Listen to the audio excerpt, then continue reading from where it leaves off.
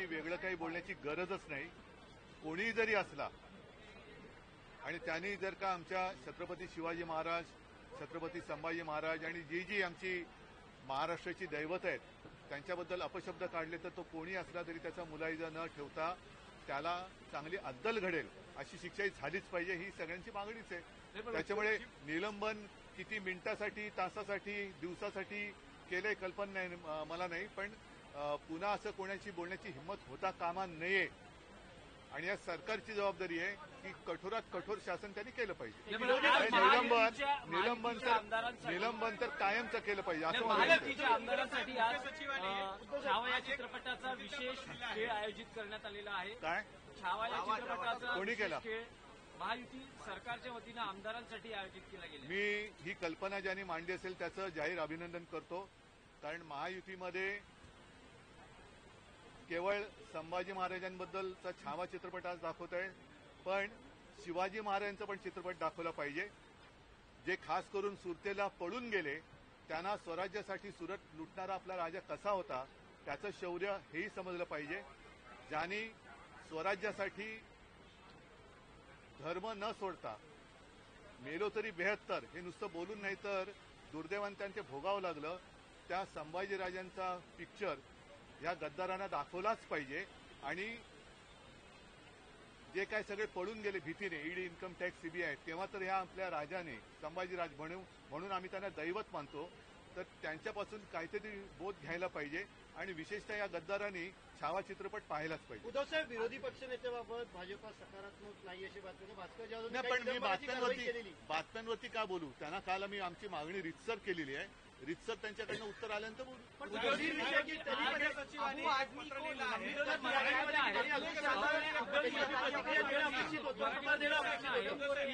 उपसभापती नीलम गोरे यांच्या विरोधात महाविकास आघाडीनं अविश्वासाचा प्रस्ताव आणलेला आहे. तो खरा अविश्वास प्रस्ताव आणायला आमच्याकडनं उशीर झाला. आतापर्यंत त्या निलंबितच व्हायला पाहिजे होत्या, कारण अविश्वास प्रस्ताव आणल्यानंतर त्याच्यावरती या अधिवेशनातच चर्चा आम्हाला अपेक्षित आहे. आणि कोणी जरी असलं तरी ज्यांनी जर का त्या एखाद्या नियमाचा किंवा कायद्याचा भंग केला असेल आणि अविश्वास ठराव ज्या कारणासाठी आणले ती कारणं तुमच्यासमोर येतील. पण पक्षांतर हाही एक विषय आहे, तर मला असं वाटतं यापूर्वीच हा ठराव आणला पाहिजे होता आणि मंजूर व्हायला पाहिजे होता. गंभीर आरोप नीलम गोरेंनी गंभीर आरोप केले होते. 24 वर्ष म्हणजे 4 टर्म त्यांना आमदारकी दिल्यानंतर इतके गंभीर आरोप करतात. पक्षांनी काय त्याच्यावरती भूमिका आहे? कारण पक्षाने पक्षप्रमुखांवरती त्यांनी आरोप त्याच्याबद्दल सगळ्या महिलांनी, माझ्या ज्या शिवसेनेच्या रणरागिण्या आहेत, महिला कार्यकर्त्या, त्यांनी प्रतिक्रिया दिलेल्या आहेत, सगळे शिवसैनिकांनी दिलेल्या आहे. मी अशा प्रश्नाला कधी उत्तर देत नसतो. शिवसैनिक पुरेसा समर्थ है. अबू आदमी को निलंबित किया गया है, परमानेंटली करना चाहिए. कितने दिन के लिए किया है? बजट सत्र का क्या मामला होता है? वो 2-3 हफ्ता चलेगा, सप्ताह चलेगा, लेकिन परमानेंटली उसको निलंबन करना चाहिए. अखिलेश जी ने आपत्ति जताई, उनका नहीं, उनको जताने दो. हम पूरे महाराष्ट्र ने उनके खिलाफ आपत्ति जताई है और अगर वो चाहते तो वहां से उनका चुनकर लाए. किसी को सस्पेंड करने से सच छुपता नहीं है, ऐसे अखिलेश यादव ने कहा. सच का मतलब क्या है? सच वो जानते हैं.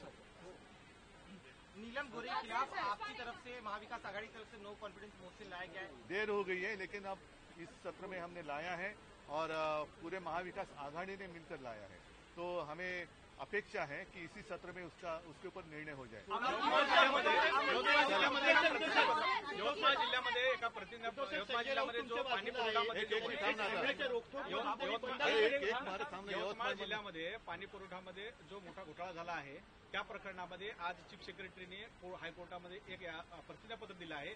त्यामध्ये म्हटलं आहे की या जो घोटाळ्यामध्ये सगळे दोषी आहे ते मुख्यमंत्री आहे असं एक प्रतिज्ञापत्र दाखल केलं आहे आणि एकनाथ शिंदेचं म्हणजे त्यावेळेसच्या मुख्यमंत्र्यांचं त्याच्यामध्ये नाव आहे. अशा प्रकारे हे काम काय होतं? हे पाणी पुरवठा विभागाचं नळ जोडणे. नळ जोडणे आता कळेल कोणाचे नळ कोणाबरोबर जोडलेत. म्हणजे